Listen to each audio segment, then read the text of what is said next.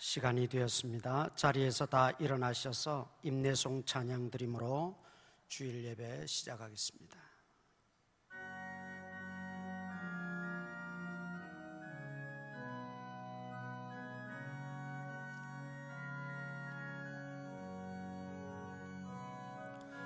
지존하신 주님 이름 앞에 모두 무릎 꿇고 다 경배,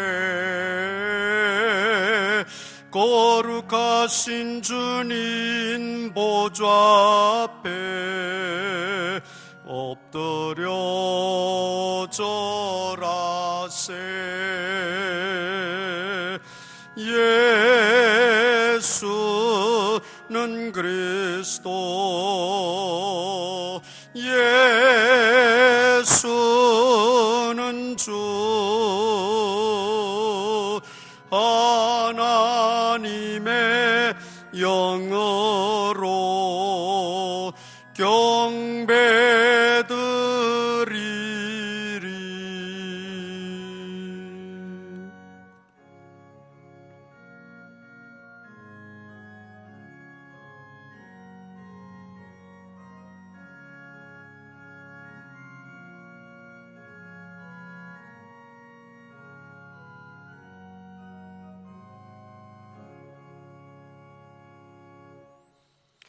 은혜로우시고 자비로우신 아버지 하나님, 한 주간의 삶을 하나님 앞에 감사하며 한자리에 모여 예배드리게 하심을 감사합니다. 이 시간도 가정에서 온라인으로 예배드리며 또 예배당에 나와서 함께 예배하는 모든 심령들 하나님께서 은혜와 진리로 충만하게 하시고 성령으로 뜨겁게 하여 주시어서 하나님을 사랑하는 마음, 하나님을 경외하는 믿음이 더욱더 돈독해져 갈 수 있도록 은총을 도하여 주시옵소서. 우리의 예배를 하나님이 홀로 영광 받으시고 오늘도 온종일 은혜 위에 은혜를 도하여 주옵소서. 예수님 이름으로 기도드리옵나이다. 아멘. 전능하사 천지를 만드신 하나님 아버지를 내가 믿사오며 그 외아들 우리 주 예수 그리스도를 믿사오니 이는 성령으로 잉태하사 동정녀 마리아에게 나시고 본디오 빌라도에게 고난을 받으사 십자가에 못 박혀 죽으시고 장사한 지 사흘 만에 죽은 자 가운데서 다시 살아나시며 하늘에 오르사 전능하신 하나님 우편에 앉아 계시다가 저리로서 산 자와 죽은 자를 심판하러 오시리라. 성령을 믿사오며 거룩한 공회와 성도가 서로 교통하는 것과 죄를 사하여 주시는 것과 몸이 다시 사는 것과 영원히 사는 것을 믿사옵나이다. 아멘. 공동 고백문 낭독합니다. 주님, 이 시간 주님 앞에 나와 예배하게 하시니 감사합니다. 지난 주간의 허물과 죄를 용서하여 주시었고 이제는 마음으로 새롭게 변화를 받아 하나님의 뜻대로 살겠습니다. 내가 알아야 할 것을 알게 하시고 내가 사랑해야 할 것을 사랑하게 하시며 주님을 가장 기쁘시게 하는 일을 찬양하게 하시고 주님이 보시기에 값진 것을 가치 있게 생각하게 하시고 주님께 거슬리는 일을 미워하게 하소서. 내 눈에 보이는 대로 판단하지 않게 하시고 무지한 인간의 귀에 들리는 대로 말하지 말게 하시고 육신의 소욕대로 행하지 말고 성령의 소욕대로 살게 하옵소서. 아멘.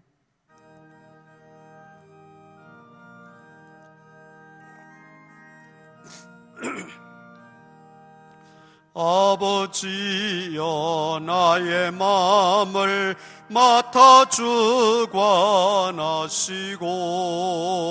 완악하고 교만한 것 변케 하여 주소서.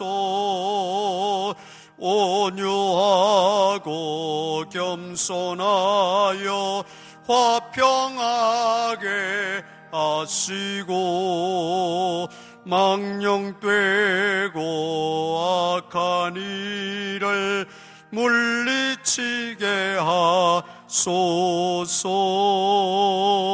하나님의 은총 속에 나를 보하시고 주의 사랑 줄이 되어 나를 메어 주소서. 구세주의 흘린 피로 죄를 씻어 주시고 성령이여 하늘 길로 나를 인도하소서.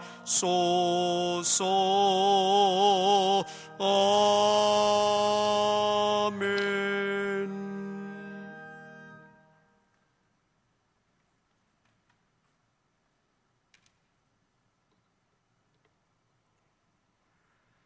기도드리겠습니다. 할렐루야. 사랑 많으신 하나님 아버지, 참으로 감사를 드립니다. 코로나19 환경 속에서도 주님의 전에 나와 하나님 앞에 예배드릴 수 있도록 주님께서 인도하여 주시니 너무나 감사를 드립니다. 저희들이 마음을 다하여 정성을 다하여 뜻을 다하여 하나님을 사랑하는 마음을 가지고 주님 앞에 예배를 드리오니 주님 홀로 영광 받아 주시옵소서. 하나님, 저희들이 더욱더 주님의 영광을 위해서 살아가길 원하며 하나님의 기쁘신 뜻을 위하여 살아가길 원합니다. 하나님 앞에 더욱더 나아가는 자들이 되게 하여 주시고 하나님을 기쁘시게 하는 귀한 자들이 되어질 수 있도록 주님께서 은혜를 허락하여 주시옵소서. 특별히 이 몸된 교회를 위해서 기도드립니다. 하나님 앞에 큰 영광을 돌리는 아름다운 교회가 되게 하여 주시고 아버지, 전 세계에 복음을 전하는 귀한 선교지가 되게 하여 주시고 하나님의 뜻을 향하며 그리스도의 사랑을 전하는 아름다운 교회가 되어질 수 있도록 주께서 은혜를 허락하여 주시옵소서. 아버지, 저희들이 또한 재건축에 또한 소망을 가지고 있습니다. 아버지, 그 일을 감당해낼 수 있는 믿음을 허락하여 주시고 그 일을 감당해낼 수 있는 물질을 허락하여 주셔서 저희들이 온전히 주님 앞에 아버지 큰 영광을 돌리며 살아갈 수 있도록 주님께서 그 길을 열어 주시옵소서. 특별히 저희들이 아버지 어떤 오늘 졸업 예배를 드립니다. 아버지, 주님께서 주일학교를 아름답게 지켜주시고 또한 함께하여 주시니 너무나 감사를 드립니다. 이들의 영혼이 믿음의 반석에서 아름답게 자라나며 또한 장성한 그리스도의 분량까지 자라날 수 있도록 주님께서 그 길을 열어 주시옵소서. 아버지, 믿음을 더하여 주시고 하나님을 사랑하는 마음이 더욱더 가득 차게 하여 주시고 이들을 통하여 주님의 나라가 아름답게 확장되어지는 데 귀하게 쓰임받는 아름다운 주의 일꾼으로 자라날 수 있도록 주님께서 은혜를 허락하여 주시옵소서. 하나님 아버지, 저희들이 또한 이 시간 주의 말씀을 듣고자 합니다. 저희들의 마음 문을 열게 하여 주시고 저희들의 생각을 열게 하여 주시고 저희들의 눈을 밝혀주시고 저희들의 귀를 열게 하여 주셔서 아버지, 저희들이 주의 말씀을 들을 때마다 아버지 30배, 60배, 100배의 열매를 맺는 귀하고 아름다운 시간이 되어질 수 있도록 주께서 허락하여 주시옵소서. 아버지, 이 시간 주님의 손에 온전히 맡기오니 이 모든 것 주님께서 홀로 영광 받아 주시옵소서. 하나님 앞에 온전히 감사드리오며 사랑 많으신 예수님의 이름으로 기도드립니다. 아멘.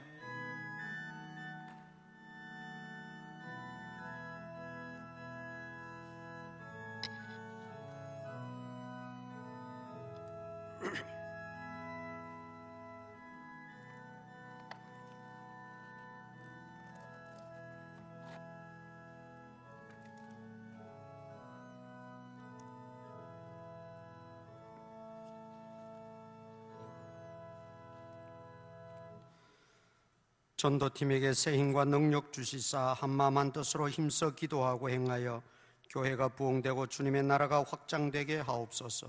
모든 것이 하나님의 은혜입니다. 하나님 아버지 감사합니다. 범사에 감사합니다. 저희 가정과 아이들을 위해 많은 분들의 기도와 축복 감사드립니다. 하나님, 오늘도 주님 앞에 나올 때에 정성을 모아 귀한 예물을 드립니다. 주일 헌금과 11조 성교 건축 1,000번째 장학 헌금, 또 귀한 감사의 내용을 담고 기도의 제목을 담아드리는 예물들 주께서 다 기억하시고 형편과 처지를 따라 돕는 은혜를 주시고 힘들고 어려운 때를 살아가지만 주님이 나와 함께 계심을 날마다 체험하고 간증하며 살아갈 수 있도록 은혜 위에 은혜를 더하시고 복에 복을 더하여 주시옵소서. 직장과 생업과 사업장에 하나님이 늘 주인이 되어 주시고 주권자가 되어 주시고 다스려 주시옵소서. 예수님 이름으로 기도드리옵나이다. 아멘. 마태복음 8장 23절에서 27절까지입니다.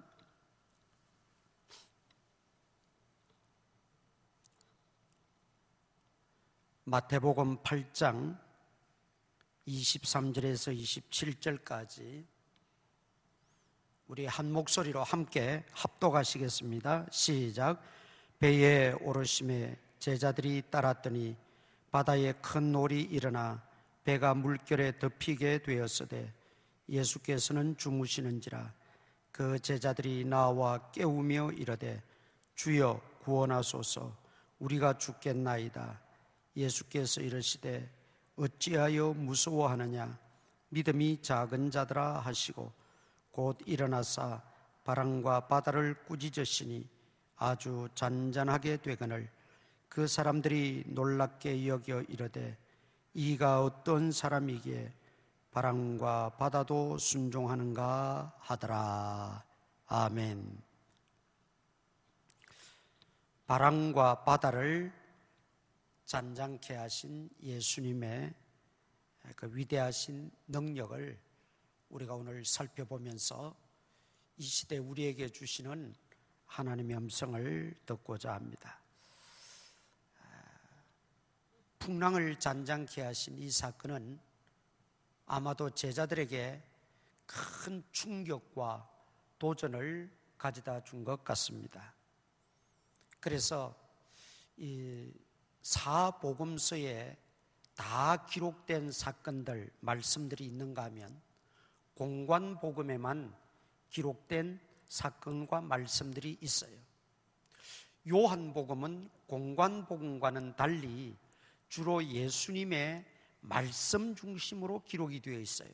사건과 기적은 대부분 생략하고 예수님이 하신 말씀 중심으로 기록이 되어 있기 때문에 사건과 기적에 관한하는 공관복음서를 많이 보아야 합니다. 그런데 이 풍랑을 잔잔케 하신 예수님의 이 기적적인 사건이 공관복음서에 다 기록이 된 걸 보면 그만큼 제자들에게 이 사건은 충격적이었다 하는 걸 우리가 이해할 수가 있습니다. 그만큼 또 중요한 의미를 담고 있다고도 볼 수가 있겠지요.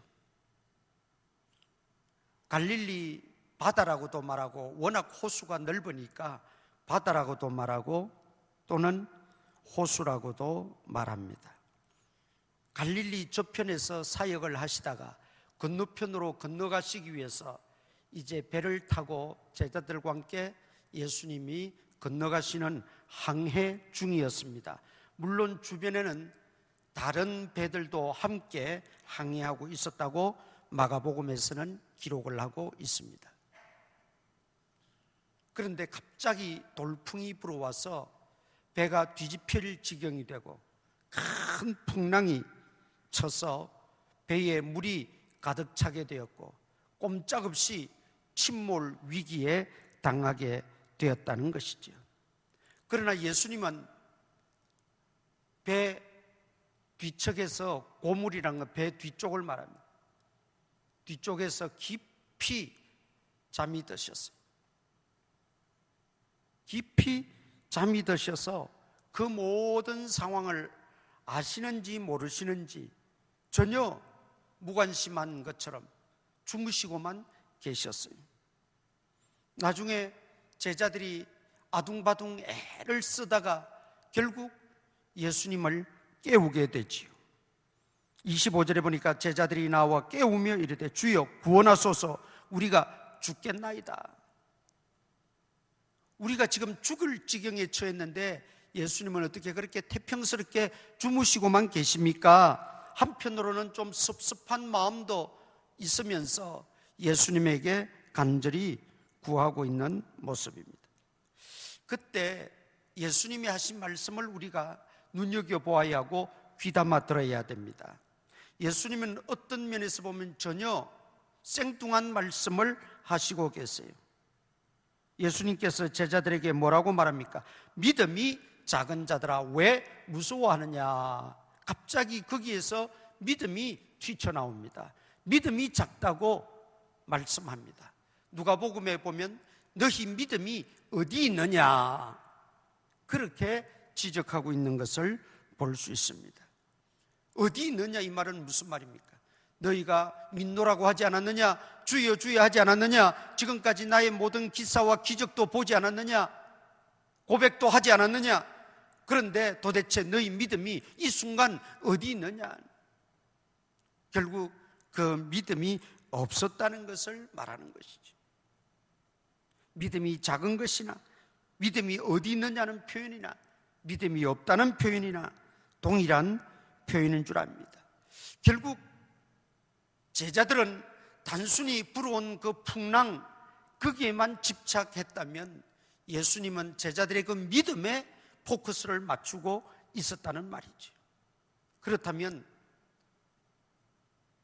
이 믿음이 크고 믿음이 위대하고 믿음이 놀라우면 어떤 풍랑도 극복하고 이길 수 있다는, 두려워하지 않을 수 있다는, 어떤 난제 우리가 봉착할 때 무서워하지 않을 수 있다는 그 진리를 우리에게 가르쳐주고 있다 이 말이죠. 그래서 우리 그리스도인들에게 있어서는 문제가 아니라 믿음 없음이 문제고 믿음 약함이 문제고 도대체 그 믿음을 전혀 어디에도 활용하지 못하는 것이 문제가 된다는 것을 주님이 말씀하고 있는 것입니다. 자, 그렇다면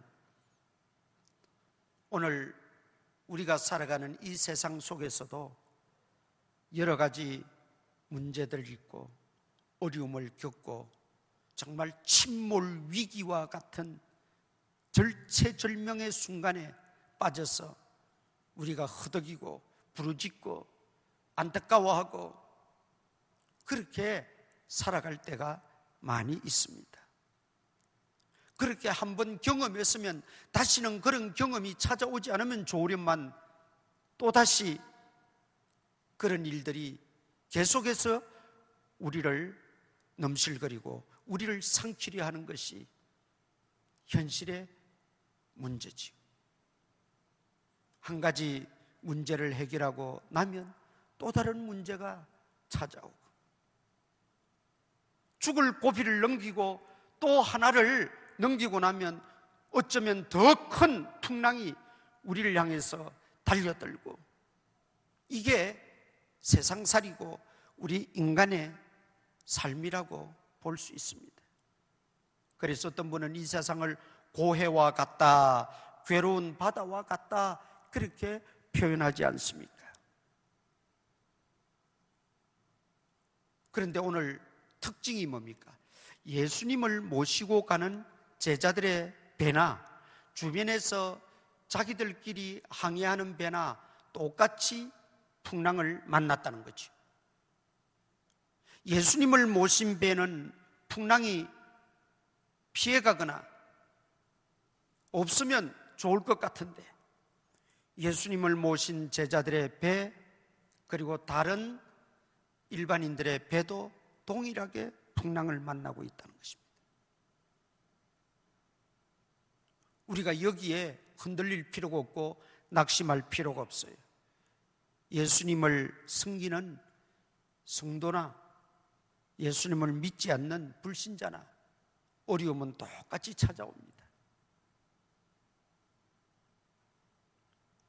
우리가 생각 같아서는 우리에게 환난이 없고 고난이 없고 시련이 다 지나가면 좋을 것 같은데 그러나 우리가 이 세상에 사는 동안에는 여러 가지 환난과 시험을 만난다고 야고보 사도도 우리에게 말씀하셨어요. 예수님을 모신 가정도 어려움 당하고 예수님을 섬기는 교회도 똑같이 어려움을 당하고, 심지어 예수님 믿지 않는 사람도 어려움 당하고, 우리에게 찾아오는 어려움은 동일하다는 것입니다. 우리가 예수님을 모셨다고 해서, 내가 기도 많이 한다고 해서, 내가 열심히 하나님 섬기고 경외한다고 해서 시험이 없거나 고난이 없다, 시련이 없다, 그것은 기대할 수 없습니다. 이 땅에 사는 한, 육신을 갖고 지내는 한, 우리는 여러 가지 시험과 환난과 고난이 우리에게 찾아옵니다. 그러면 우리는 그 환난과 고난 속에서 어떤 태도를 견지해야 되는가? 그 태도가 중요합니다. 테크닉도 필요하겠지요. 제자들은 갈릴리 바다에서 잔뼈가 굵은 사람들이라서 나름대로 노하우가 있을 거예요. 풍랑이 왔을 때 어떻게 헤쳐나가고 어떻게 그것을 극복해 나가는가 하는 그 기술도 그들에게는 있을 거예요. 그 기술도, 노하우도, 테크닉도 때로는 필요합니다. 그러나 우리가 살아가면서 그 기술이나 노하우로, 경험으로, 지식으로 다 해결할 수 있는 문제는 극히 일부분입니다. 내 힘으로 되지 않고, 내가 아는 지식으로도 부족하고, 내가 지금까지 쌓아놓은 경험으로도 감당할 수 없는 그런 일들이 우리 주변에 또 현실적으로 얼마나 많이 다가오고 있습니까? 그런데 그 모든 문제를 다 그런 식으로만 해결하려고 해서는 해결의 실마리를 찾을 수가 없다는 거죠. 만족한 해결책을 얻을 수 없다는 말이죠. 더군다나 우리 그리스도인들은 그것도 중요하지만, 그러나 우리 그리스도인의 태도가 더 중요합니다. 믿음의 사람은 믿음의 사람다운 태도가 더 있어야 된다는 거죠. 그 태도가 뭐냐? 믿음으로 반응하는 것입니다. 믿음으로 반응하는 것입니다. 우리에게는 하나님을 믿는 믿음이 있고, 하나님이 창조주시오, 전능자이시오, 통치자이시오, 모든 만물을 다스리시고 내 생명까지 주관하시는 주인이심을 우리는 분명히 믿습니다. 그렇다면 그 믿음으로 반응하고 믿음의 태도를 보이는 거예요. 이게 정말 중요하다는 거죠. 어떤 경험이나 지식이나 테크닉에 앞서서 지금 너희 믿음이 어디 있느냐, 주님이 책망하시는 것은 그 태도를 보신 겁니다. 제자들의 그 태도를 보신 거예요. 그런데 제자들 속에서 믿음의 사람다운 믿음의 모습, 믿음의 태도는 전혀 보이질 않는 거예요. 이거는 풍랑이 오고 죽을 지경이 되고 침몰 위기가 당하고 어려움을 당하니까 그저 안 믿는 사람이나 똑같이 행동하는 걸 예수님 보시고 얼마나 안타까우셨겠어요. 더군다나 예수님을 같이 모시고 가는 배지 않습니까? 여러분, 제자들은 죽을 똥 살 똥 그렇게 야단을 하는데 예수님은 깊이 주무셨다는 그 의미는 뭐겠어요? 예수님이 피곤하셨기 때문에, 물론 그럴 수 있어요. 예수님의 사역이 바쁘고 힘들었기 때문에 피곤하셔서 주무셨을 수도 있어요. 그러나 거기에 초점을 더 맞추기보다는 상반된 제자들과 예수님의 그 태도를 보여주기 위한 영적인 메시지가 거기에 담겨 있다는 걸 알아야 됩니다. 제자들은 지금 야단 법석을 들고 제자로서, 아니 그리스도인으로서의 그 태도는 전혀 발견할 수가 없고, 안 믿는 사람들과 똑같이 그렇게 문제를 바라보고 그렇게 문제를 대하고 그렇게 해결하려고 하는 그들의 모습을 볼 때 그들은 주무시는 예수님을 보면서 깨달아야 했던 겁니다. 저분은 누구이시기에 저렇게 평안한가? 모두가 죽겠다고 야단하고 죽을 지경에 된 이런 위기 속에서도 어떻게 저렇게 태평스럽게 주무시고 계실까? 저분은 도대체 누구신가? 그것을 스스로 문제를 던지면서 아하, 과연 우리 주님은 하나님이시구나. 과연 우리 주님은 창조주시구나. 과연 우리 주님은 전능자이시구나. 그런데 여러분, 제자들은 그걸 늦게 질문해요. 다 바람과 바다를 꾸짖으시고 잔잔하게 하신 다음 평온하게 된 다음에야 제자들이 그때야 눈이 열려서 도대체 저분이 누구이기에 바람과 바다도 순종하는고. 늦었지요. 풍랑이 일고 바람이 불고 할 때 예수님의 그 주무시는 모습을 보면서 그들은 깨우쳐야 됐어요. 예수님은 저렇게 평안하게 주무시고 예수님은 저렇게 평온하신데 왜 우리가 예수님을 모시고 가면서도 호들갑을 떨어야 되고 이렇게 죽을 똥 살 똥 몰라서 아둥바둥 발부둥 치고 불안해해야 하는가? 깨달았어야 된다는 거죠. 그런데 이 문제는 제자들만의 문제는 아니라는 데 문제가 있다는 거죠. 우리가 주님 믿는다고 하고 또 주님을 고백도 하고 찬양도 하고 우리가 기도도 하고 철야도 하고 하면서 막상 내게 이런 위기가 오고 내가 이런 어려움을 당하다 보면 주님은 온데간데 없어요.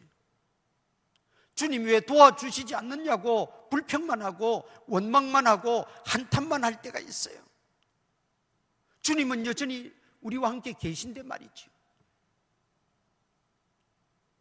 주님은 여전히 내 안에 계심에도 불구하고 마치 주님이 전혀 안 계신 것처럼 그렇게 행동하고 그렇게 모습을 보이는 태도를 가지는 우리들의 모습 속에서 우리가 오늘 이 제자들을 탓할 것이 아니고 이 제자들의 믿음 없음을 우리가 불쌍히 여길 것이 아니라 나의 믿음 없음을 돌아보고 나를 불쌍히 여기는 그런 은혜가 오늘 있기를 축원합니다. 제자들의 문제가 아니에요. 이 제자들의 모습을 보면서 이 사건을 우리가 보면서 바로 이 현장 속에 있는 나의 모습을 우리가 한번 돌이켜볼 수 있어야 된다는 말이죠. 어쩌면 우리는 제자들이 당한 이 풍랑보다도 더 작은, 더 보잘것없는 작은 사건, 작은 어려움, 작은 일을 당하면서도 우린 더 난리를 피우고 더 믿음 없는 것처럼 낙심하고 더 불평하며 살아가는 우리의 모습을 우리는 이 시간 다 내어놓고 하나님 앞에 회개하고 다시 한번 하나님의 돕는 은혜를 구해야 될 줄 믿습니다.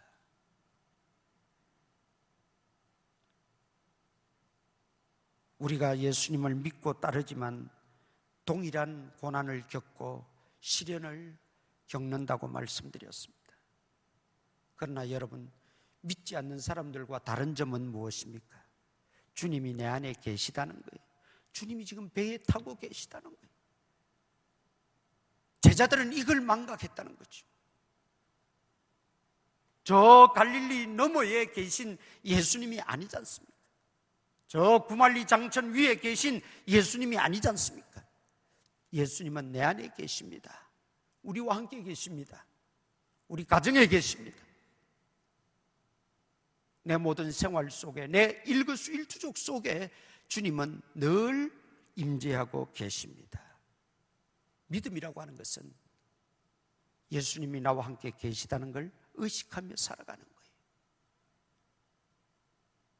예수님이 나와 함께 계시다는 것을 늘 의식하고 그 예수님을 의지하고 살아가는 게 그게 믿음이에요.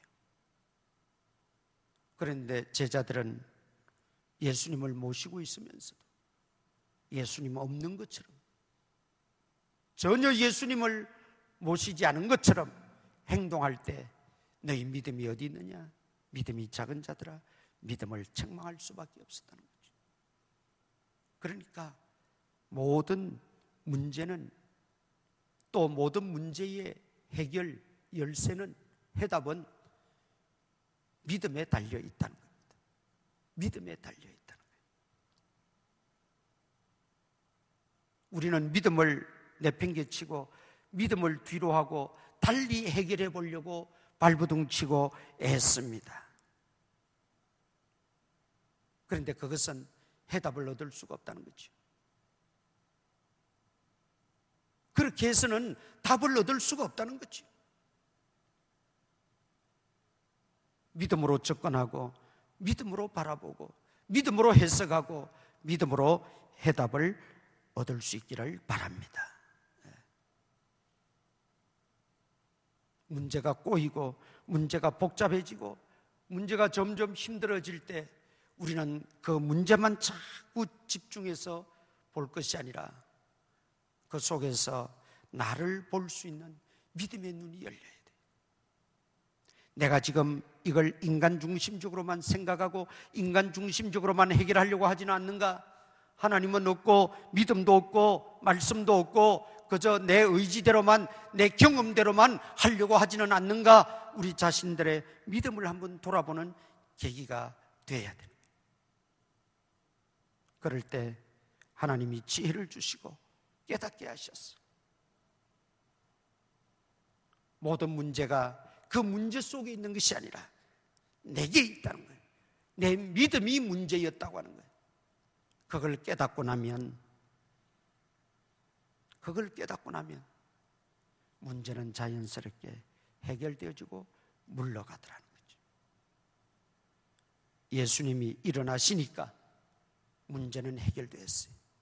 바람과 바다를 꾸짖으시니 잔잔하여 졌더라. 제자들이 한 것이라고는 하나도 없어요. 제자들이 할 수 있는 힘도 없었어요. 중요한 것은 내 안에 계신 예수님을 의식하고 믿음으로 고백하고 믿음으로 의지하고 믿음으로 구하고 간절히 기도하는 거예요. 주여 우리가 죽겠나이다. 주여 우리를 구원하소서.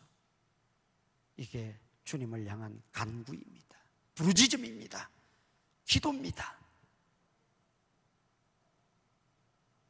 주님이 내 안에 계심을 믿고 주님이 나와 함께 계심을 믿고 주님은 창조주시요 능치 못함이 없는 분이심을 믿고 그 주님께 아뢰고 그 주님께 맡기고 그 주님께 부르짖으면 주님이 일어나시면 어떤 문제도 주님 앞에서는 문제될 게 없어요. 여러분, 예수님의 제자들이 예수님 병 고치는 거는 많이 보았어요. 근데 그거는 그럴 수도 있겠다 생각이 들었을 거예요. 주술사들도 가끔 병을 고치는 일들이 있거든요. 그런데 바람과 바다도 잔잔케 하시는 것을 보고는 도대체 이분이 누구이기에 바람과 바다도 순종하는가? 여러분, 이분이 누구시겠어요? 하나님의 아들 아니십니까? 아니, 하나님 그분 아니십니까? 창조주 아니십니까? 전능자 아니십니까? 만물을 다스리는 통치자 아니십니까? 우리의 믿음은 바로 거기에 포커스를 맞추는 거예요. 그런데 우리가 수없이 듣고 수없이 읽고 배우는데도 그때뿐이에요. 듣고 배우는 것은 이런 문제를 당했을 때, 제자들과 같이 이런 위기에 처했을 때, 스스로 해결할 수 없는 이런 문제 앞에 직면했을 때 바로 그 믿음을 동원하고 그 믿음을 활용하고 그 믿음으로 극복하고 그 믿음으로 이기게 하기 위해서 우리에게 그 믿음을 주셨는데 도대체 너희 믿음이 어디 있느냐? 도대체 너희 믿음이 어디 있느냐? 주님은 안타까워하실 수밖에 없다라는 거죠. 그렇습니다. 믿음은 추상적인 게 아니라고 제가 누누이 말씀드리죠. 믿음은 이론적인 것도 아니에요. 믿음은 지식적으로만 끝나서 될 문제도 아니에요. 믿음은 정말 살아계신 하나님, 전능하신 하나님, 만물을 창조하시고 다스리시는 그 하나님, 그렇다면 내 모든 크고 작은 일들까지도 주관하시고 통찰하시는 하나님, 그분을 믿고 의지하고 그분께 맡기고 그분을 경외하며 살아가는 거예요. 이게 믿음이란 말이죠. 큰 문제는 하나님 앞에 주여 하고 내놓고 기도합니다. 그런데 또 작은 문제는 쉽게 생각하고 내 힘으로 하려고 합니다. 그거는 믿음이 아닙니다. 내가 할 수 있는 것은 어떻게 해서라도 내가 해보려고 노력을 합니다. 그 노력이 가상하기는 하지만 우리 믿음의 사람들은 먼저 믿음의 태도를 가지고 그렇게 해야 돼요. 믿음의 태도가 없이 그렇게 하는 것은 의미가 없어요. 믿음의 태도를 항상 견지할 수 있어야 돼요. 작은 일이나 큰 일이나 중요한 일이나 중요하지 않던 일이나 믿음의 태도를 가지고 우리가 내가 최선을 다하더라도 그 결과는 하나님이 주관하신다. 모든 결과는 하나님이 뜻대로 주관하신다. 다스리신다. 행하신다. 이루신다. 만들어 가신다.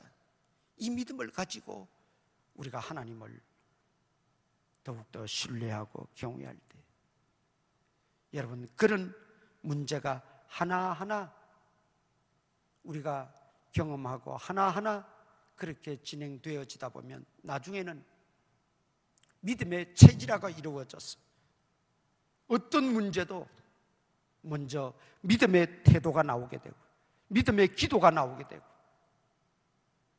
하나님을 신뢰하는 그 믿음이 나오게 되어 있다는 것입니다. 이렇게 되기까지 우리는 크고 작은 모든 일 속에 항상 믿음을 적용하고 믿음을 활용하고 우리의 믿음을 잘 활용할 수 있는 우리의 그 진정한 믿음, 그것을 통하여 내가 세상도 이기고 문제도 마귀도 우리가 믿음으로 모든 것을 견디고 믿음으로 모든 것을 이겨나가는 그런 모습이 우리에게 있어져야 된다는 거죠. 베드로가 초창기에만 해도 주는 그리스도시요 살아계신 하나님의 아들이십니다, 아주 위대한 고백을 했잖아요. 주님으로부터도 천국의 열쇠를 내가 네게 주노라고 할 정도로 칭찬을 받았던 위대한 신앙 고백이었죠. 그러면 그 신앙 고백으로 베드로는 다 됐습니까? 또 넘어지고 또 쓰러지고 또 조그마한 시험 앞에도 그는 무너지고 나약한 인간의 모습을 그대로 지니고 있었고 그대로 보여주었어요. 그러나 그럴 때마다 첫째는 주님의 은혜와 사랑이 그에게 덧입혀졌고 그리고 그는 철저하게 회개하고 다시는 그런 믿음 없는 태도를 보이지 않기 위해서 자기 자신을 쳐서 복종시키고 결국 그는 믿음의 승리자가 될 수 있었고 순교자의 반열에 설 수가 있었다는 것이죠. 물론 하루아침에 완성되어지진 않는다고 봅니다. 그러나 우리 믿음의 태도는 내가 얼마나 하나님에 대한 그 고백과 그 신뢰와 하나님에 대하여 내가 얼마나 그 태도를 믿음으로 반응하고 견지하느냐에 따라서 달라지는 거죠. 믿음의 사람은 믿음으로 말하고 믿음으로 행동하고 믿음으로 결정하고 믿음으로 문제도 타파해 나가고 믿음으로 문제 해결도 받아야 그게 믿음의 사람이에요. 믿노라 하면서도 전혀 믿음의 대처가 없고 믿음의 태도가 보이지 않고 믿음의 행동이 나타나지 않는다면 어찌 그걸 믿음의 사람이라고 말할 수가 있어요? 오늘 이 바람과 바다를 잔잔케 하신 사건을 통해서 예수님의 포커스는 제자들의 그 믿음이었다는 거예요. 그런데 우리의 포커스는 어디 있습니까? 문제에 있어요. 풍랑에 있어요. 파도에 있어요. 견딜 수 없는 그런 큰 고통, 고난, 시련에만 우리는 집착해 있어요. 그러나 믿음의 사람들은 이제는 내 믿음에 초점을 맞춰야 돼요. 우리의 믿음을 다시 한번 점검해보고 한 주간 믿음으로 승리하는 저와 여러분 될 수 있기를 축원합니다. 기도하겠습니다. 우리 한번 통성으로 기도하십시다. 제자들의 이 두려워하는 믿음이 우리에게는 없습니까? 제자들의 이 믿음이 나의 믿음은 아닙니까? 이 시간 우리 믿음을 한번 돌아보면서 다시 한번 하나님의 돕는 은혜를 구하시고 결단하시고 기도하시기 바랍니다.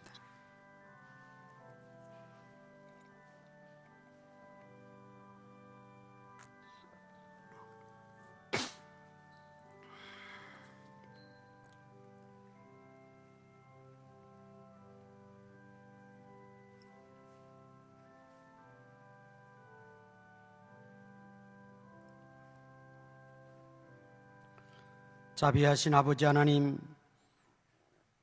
우리의 믿음을 다시 한번 돌아보는 계기가 되게 하시니 감사합니다.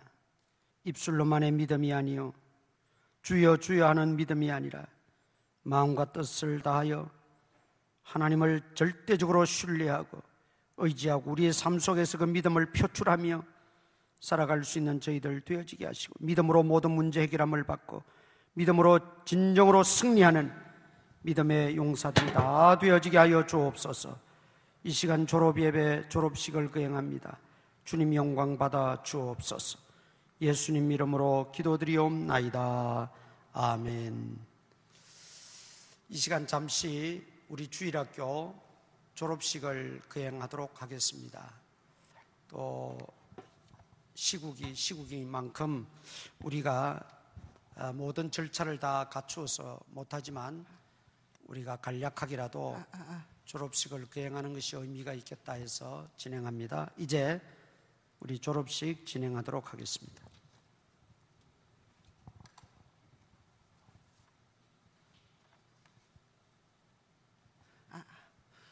코로나로 인한 어려운 가운데서도 2020년 우리 주일학교가 유치부 2명, 유초등부 5명, 중등부 3명, 고등부 3명, 모두 14명의 졸업자를 배출하게 되었습니다.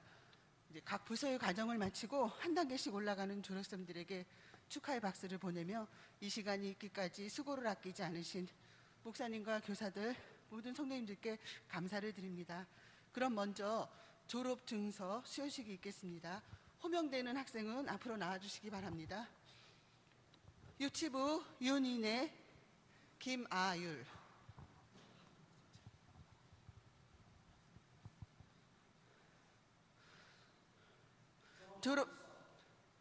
졸업증서 윤인혜 2014년 3월 23일생.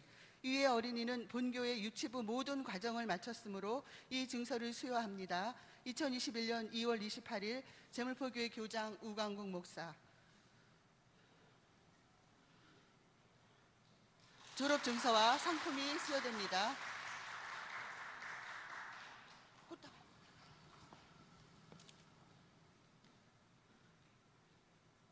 김아율, 내용은 같습니다.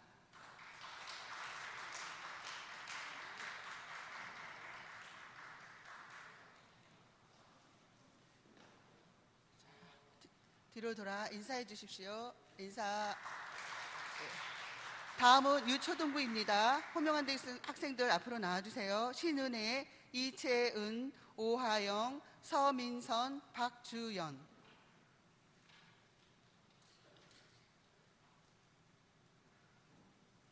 졸업증서 신은혜 2008년 10월 17일생.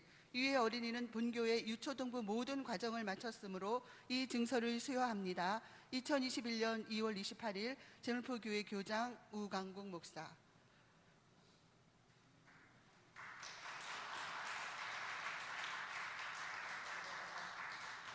다음 이채은.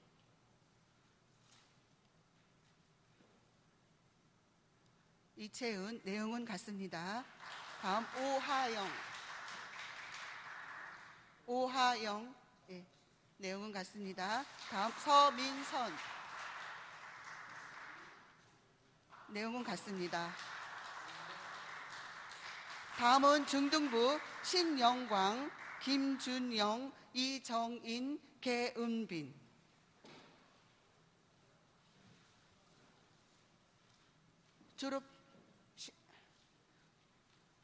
졸업증서 신영광 2005년 9월 20일생. 이 학생은 본교의 중등부 모든 과정을 마쳤으므로 이 증서를 수여합니다. 2021년 2월 28일 제물포교회 교장 우강국 목사.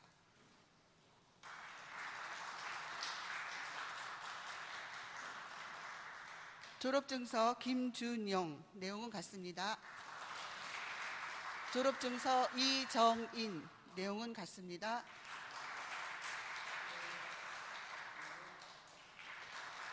다음은 고등부 박소윤, 이규원, 김도형.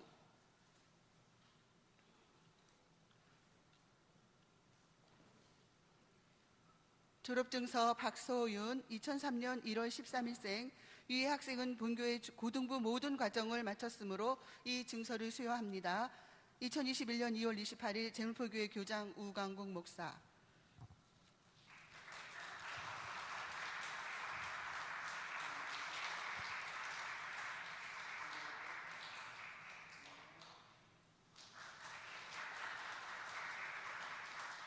다음은 상장 수여식으로 교장상 수여식이 있겠습니다. 호명되는 학생은 자리에서 일어나 주시기 바랍니다. 유치부 윤인혜, 유초등부 신은혜, 중등부 신영광, 고등부 박소윤. 대표로 고등부 박소윤 학생이 앞으로 나와서 시상해 주시겠습니다. 학생들 일어나세요.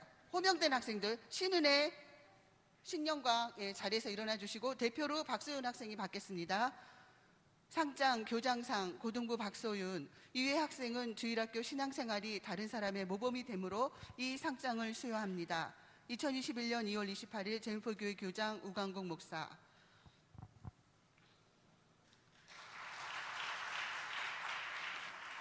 뒤돌고. 다음은 앉아주십시오. 다음은 교육위원장 수여식입니다. 유치부 김아율, 초등부 이채은, 중등부 김준영, 이정인. 대표로 유치부 김아율 어린이 앞으로 나와주시기 바랍니다. 상장 교육위원장상 유치부 김아율. 이외 어린이는 주일학교 신앙생활이 다른 사람의 모범이 되므로 이 상장을 수여합니다. 2021년 2월 28일 제물포교회 교육위원장 우강국 목사.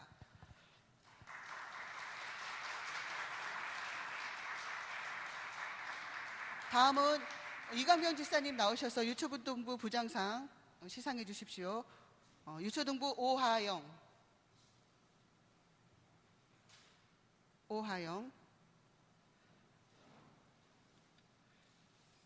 유초등부 부장상 오하영, 유초등부 부장상 유초등부 오하영. 위의 어린이는 주일학교 신앙생활이 다른 사람의 모범이 되므로 이 상장을 수여합니다.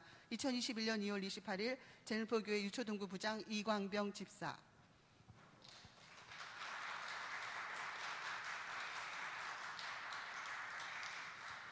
다음은 개근상 수여식이 있겠습니다. 호명되는 학생은 자리에서 일어나 주십시오.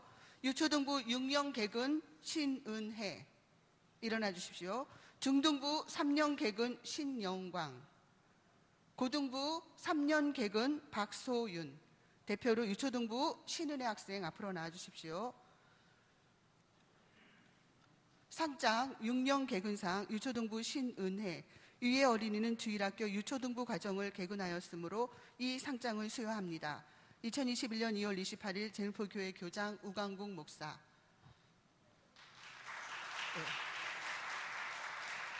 자리에서 앉아주십시오. 예. 지금은 특별상 시상입니다. 부모님께 드리는 특별상 시상으로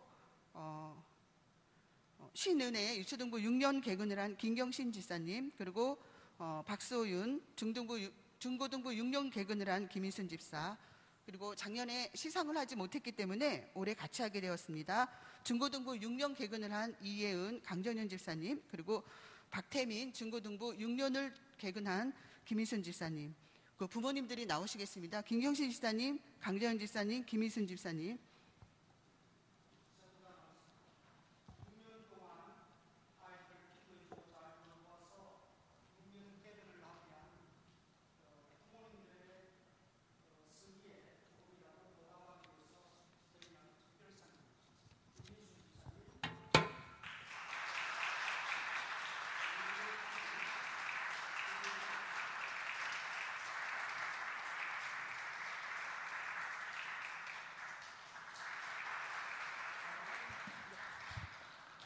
이상으로 2020년 졸업식을 모두 마치겠습니다. 수고하신 우리 부장님들, 교사님들, 또 우리 졸업하는 아이들, 우리 다 같이 다시 한번 격려의 박수하겠습니다. 감사합니다.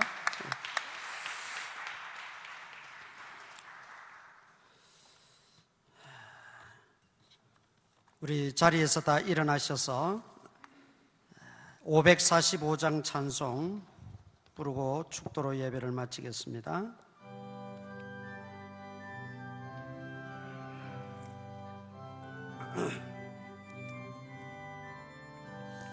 인원의 아무 정관이 베어도 믿음만을 가지고 선을 걸으며 이 귀에 아무 소리 아니 들려도 하나님의 약속 위에 서리라. 걸어가세 믿음 위에 서서 나가세 의심 버리고 걸어가세 믿음 위에 서서 눈과 귀에 아무 증거 없어도 이 눈이 보기에는 어떠하든지 이미 얻은 증거대로 널 믿으며 이 맘에 의심 없이 살아갈 때에 우리 소원 주 안에서 이루리. 걸어가세 믿음 위에 서서 나가세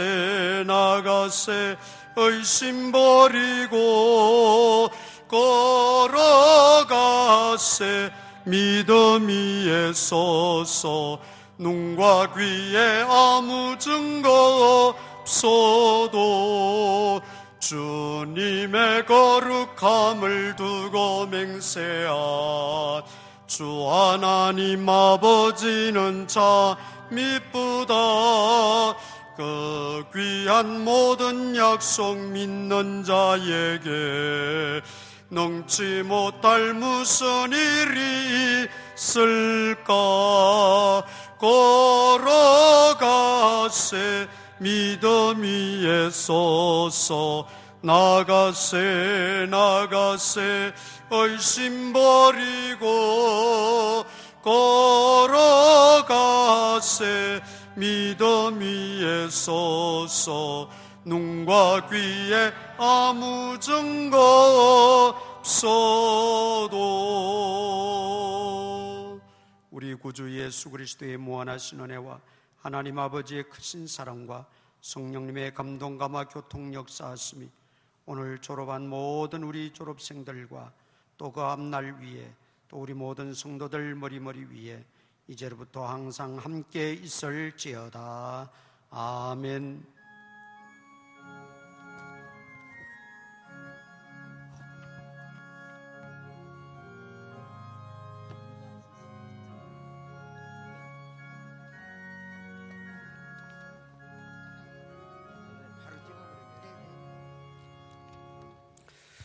광고 말씀드립니다. 다음 달 봉사위원들 보시고 미리 나와서 준비해 주시기를 바라고, 또 우리 정기재직회 자료 각 부서 회계들은 이번 주 목요일까지 김학봉 목사님 메일로 보고서를 제출해 주시기를 바랍니다. 그리고 다음 주일은 치유 기도 시간입니다. 우리 한 주간 동안 기도로 준비하면서 치유의 은혜를 체험하는 귀한 시간 되시기를 바랍니다. 한 주간 또 기도하시면서 조심하시고, 우리 특별히 이 바이러스에 감염되지 않도록 특별히 여러분들이 조심을 하시기를 바랍니다. 그리고 우리 주일학교 위해서 계속해서 기도 많이 해주시면 고맙겠습니다. 예배 마쳤습니다. 안녕히 돌아가시기 바랍니다.